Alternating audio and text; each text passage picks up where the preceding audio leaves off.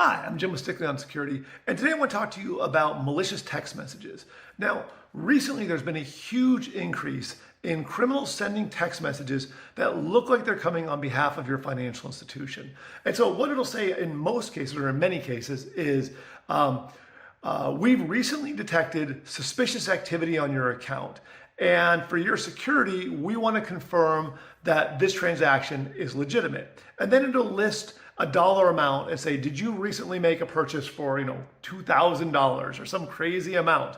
Please reply with yes or no. And sometimes at the top, they'll have the organization's name included in the text message. So you get this, it's on behalf of your financial institution, has this message telling you that there's been some suspicious activity. Immediately you get a little nervous. You go, oh no. So you can respond yes or no. So you go, no, that wasn't me. So you type no and hit it back.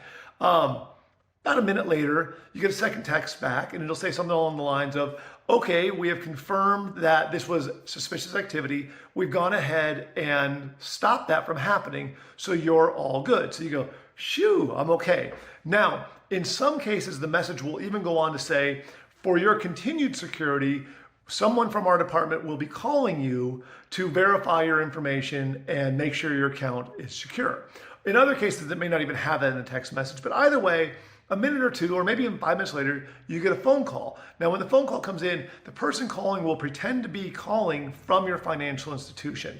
And they'll say something along the lines of, hey, I'm calling from the security department or fraud department, and I need to verify a little bit of information to make sure we keep your account secure. As you know, we already contacted you via text that there has been some suspicious activity on your account. Now, this all feels very real. Many times they'll also have your first and last name as well. Obviously they have your phone number, and in some cases they may even have your home address that they share out to all make it seem very legitimate. No matter what, these are scams. You're not going to get random calls out of the blue from financial institutions on behalf, or doing something like this, where you got this text and then this other information. It's way too hokey and way too suspicious.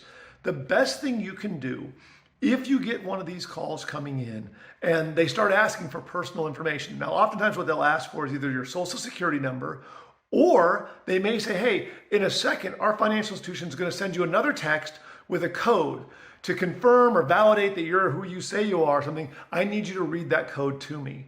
In reality, what they're doing is they're trying to get into your account right now.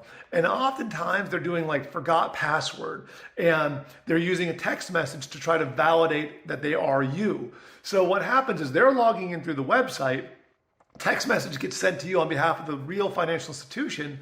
You read it out to them over the phone and they type it back in on their side. And now they're validating that they really are you.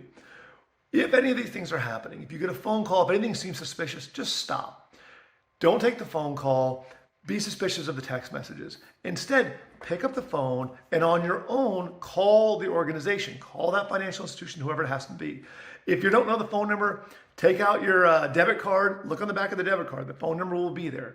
Call the number on the card and say, hey, this just happened. I got this text message, I got this phone call, whatever it is. They'll be able to help you. They're going to be able to say, yes, there was some sort of fraudulent activity and we already did stop it and everything's okay.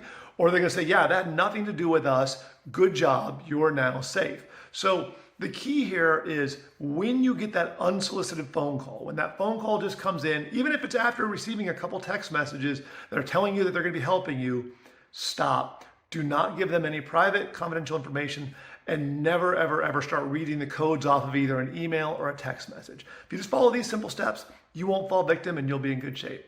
As always, spend a little time, do a little research, protect yourself, so you don't become the next victim of an identity thief. I'm Jim for Stickley on Security. Have a great day.